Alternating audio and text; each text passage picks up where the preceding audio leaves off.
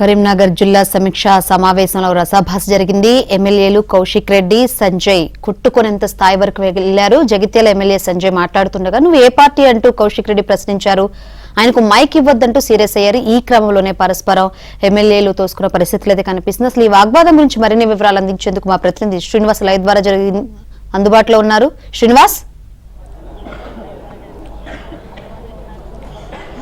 శంకరి, కరీంనగర్ జిల్లా కలెక్టరేట్ కార్యాలయంలో ఈరోజు ఇందిరమ్మ ఇల్లు రైతు భరోసాకు సంబంధించిన సమీక్ష సమావేశం జరిగింది. ఆ సమావేశంలో ఉమ్మడి కరీంనగర్ జిల్లాకు సంబంధించిన ఎమ్మెల్యేలందరూ కూడా హాజరయ్యారు.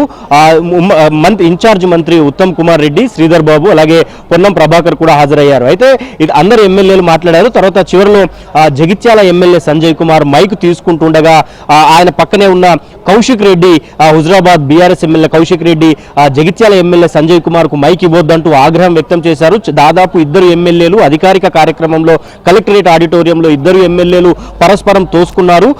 ఇష్టం అంటే నోటికి వచ్చినట్లు కూడా పరస్పరం తిట్టుకున్నారు. సంజయ్ కుమార్, జగిత్యాల ఎమ్మెల్యే సంజయ్ కుమార్ బీఆర్ఎస్ లో గెలిచి ఇటీవల కాంగ్రెస్ పార్టీలో చేరారు. అయితే కాంగ్రెస్ పార్టీలో చేరిన సంజయ్ కుమార్ నువ్వు ఏ పార్టీ, ఇతనికి మైక్ ఇవ్వొద్దు అంటూ కూడా కౌశిక్ రెడ్డి తీవ్ర వాగ్వివాదం చేశారు. దీంతో కౌశిక్ రెడ్డిని వేదికపై నుంచి పోలీసులు లాక్కొని బయటికి తీసుకెళ్లారు. తర్వాత బయట కూడా కౌశిక్ రెడ్డి జగిత్యాల ఎమ్మెల్యే సంజయ్ కుమార్ పైన తీవ్ర ఆగ్రహం వ్యక్తం చేశారు. ఈ ఘటనకు సంబంధించి మనతో మాట్లాడడానికి సుడా చైర్మన్ కోమటిరెడ్డి నరేందర్ రెడ్డి ఉన్నారు. సార్, మీ పక్కనే జగిత్యాల ఎమ్మెల్యే సంజయ్ కుమార్ ఉన్నారు. ఈ ఘటనను ఎట్లా చూస్తారు? కౌశిక్ రెడ్డి వాడిన భాష, తర్వాత జగిత్యాల ఎమ్మెల్యే కౌంటర్ ను ఏం చెప్తారు? మేము అప్పటికే చూస్తా ఉన్నాం. అప్పటికి 2 సార్లు మా లక్ష్మణ్ కుమార్ గారి మీద, ఆది శ్రీనివాస్ గారి మీద మరి ఫైర్ అవుతా ఉన్నాం. అంటే కావాలని చెప్పి దీన్ని ఏదో విధంగా రసాభాసా చేయాలనేది పక్కా ప్లాన్ ప్రకారం వచ్చినట్టు మేము స్పష్టంగా గమనిస్తూ ఉన్నాం. అప్పటికే విజయరామరావు గారు మేము అప్పటికే ఆగమని చెప్పి చెప్తా ఉంటే కూడా ఆయన ఎప్పుడైతే ఏదో ఒక ఛాన్స్ తీసుకోవాలని చెప్పి మరి ఆ సంజయ్ ఎమ్మెల్యే లేవంగానే ఈయన ఇష్టం వచ్చినట్టు బూత్ పురాణం స్టార్ట్ చేశాడు. మేము ఎప్పుడే చెప్తా ఉన్నాం, వీధి రౌడీలాగా సిగ్గు లేకుండా ఇవాళ ఒక శాసనసభ్యుడు అన్న సంగతి మర్చిపోయి ఒక మంచి కార్యక్రమం జరుగుతూ ఉంది. 10 సంవత్సరాల మరి తర్వాత ఇవాళ రేషన్ కార్డులు ఇవ్వబోతా ఉన్నాం. మరి అదేవిధంగా ఇందిరమ్మ భరోసా ఇస్తూ ఉన్నాం, రైతు భరోసా ఇస్తాం, ఇందిరమ్మ ఇండ్లు ఇవ్వబోతా ఉన్నాం. ఇంత మంచి కార్యక్రమాన్ని ఏ విధంగా మరి రసాభాస చేయాలనేటువంటి ఉద్దేశంతో నీకు సిగ్గుండాలి.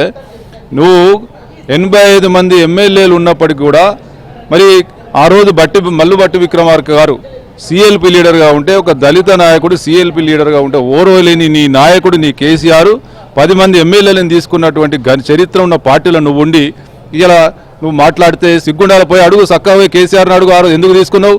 85 మంది ఎమ్మెల్యేలు ఉంటే కూడా మళ్ళీ మా ఎమ్మెల్యేలు ఎందుకు సిఎల్పి నాయకునికి ఆ రోజు బట్టి విక్రమార్క గారికి మరి సిఎల్పి లీడర్గా ఉండకుండా చేసినటువంటి నీ చరిత్ర ఎందుకు పోయి చక్కగా పోయి కేసీఆర్ నడిపించి అడుగుతా ఉన్నాం. నీ ఇష్టం వచ్చినట్టు వీధి రౌడీలాగా ప్రవర్తిస్తే కాంగ్రెస్ పార్టీ నాయకులు చెప్తున్నాం, ఉరికిచ్చి కొడతాం. ఇంకొకసారి కరీంనగర్లో ఇటువంటి పరిస్థితి తీసుకొస్తే మేము కరీంనగర్ నాయకులుగా చెప్తా ఉన్నాం. ఇవాళ ఒక చిత్తశుద్ధితోటి రేవంత్ రెడ్డి గారి ప్రభుత్వం పేదవారి పక్షాన, రైతుల పక్షాన ఇలా ఏ విధంగా ఆదుకోవాలనేటువంటి ఉద్దేశంతో ఇవాళ ఇటువంటి కార్యక్రమాలు చేస్తూ ఉంటే దాన్ని చెడగొట్టడానికి కావాలని చెప్పి నీ వ్యక్తిగత ప్రచారం కోసం, నీ నాయకుని మరి మన్నలు పొందడం కోసం ఇవాళ ఇటువంటి పరిస్థితి జరుగుతూ ఉంది. ఖబర్దార్ కౌశిక్ రెడ్డి, కరీంనగర్లో మీటింగ్ కాబట్టి నడిచింది. ఇటువంటి పరిస్థితి చేస్తే ఇంకొకసారి మేము కాంగ్రెస్ నాయకులను కార్యకర్తలు తరిమి కొడతామని చెప్పి హెచ్చరిస్తాం. అధికారిక వేదిక మీద ఎందుకు అట్లా చేయాల్సి వచ్చింది? ఎందుకంటే మిగతా అంతకుముందు గంగుల కమలాకర్ గాని బీఆర్ఎస్ ఎమ్మెల్యే కూడా మాట్లాడారు. సో అప్పుడు లేనిది ఈ జగిత్యాల ఎమ్మెల్యే సంజయ్ కుమార్ ను ఎందుకు అలా మాట్లాడాల్సి వచ్చింది? ఇదంతా కూడా పక్కా ప్లాన్ గా గంగుల కమలాకర్ తో పాటు అందరు కూడా పక్కా ప్లాన్. ఎందుకంటే ఆయన రసాభాస చేయగానే ఆయన ఎంబడి వీళ్ళంతా కూడా బయటకు వచ్చారు. దీన్ని బట్టి క్లియర్గా అర్థమవుతా ఉంది. వాళ్ళకు కూడా చిత్తశుద్ధి ఉంటే వాళ్ళు ఉండాల్సింది మీటింగ్ లో. ఆయన ఎంబడి వీళ్ళంతా వచ్చారు అంటే ఖచ్చితంగా ఇదంతా ఒక ప్లాన్ ప్రకారం మొదలు ప్లాన్ చేసుకొని వచ్చారు. ఫస్ట్ అందుకే మైక్ మాట్లాడడం అనగానే ఫస్ట్ బీఆర్ఎస్ ఎమ్మెల్యేలు మైక్ తీసుకొని మాట్లాడడం మొదలుపెట్టి ఒకటి వాళ్ళు దాన్ని ఏ విధంగా రెచ్చగొట్టే ప్రయత్నం చేస్తూ ఉన్నారు మేము స్పష్టంగా గమనిస్తూ ఉన్నాం. ఇది కావాలని చెప్పి ఈ ప్రభుత్వంకు మంచి పేరు వస్తూ ఉన్నది, ప్రజల పక్షాన మరి మంచి కార్యక్రమాలు చేస్తూ ఉన్నారు. దీన్ని ఏ విధంగా రసాభాస చేసి ఇష్యూని డైవర్ట్ చేయాలనేటువంటి ఉద్దేశంతో ఇలా పక్క ప్లాన్గా వాళ్ళు వచ్చారు. పక్క ప్లాన్గానే ఈ రసాభాస చేసినారు. మేము చూస్తూ ఊరుకోము. ఇలా మేము ప్రజల పక్షాన ఈ కార్యక్రమాన్ని నిర్విఘ్నంగా కొనసాగిస్తాం.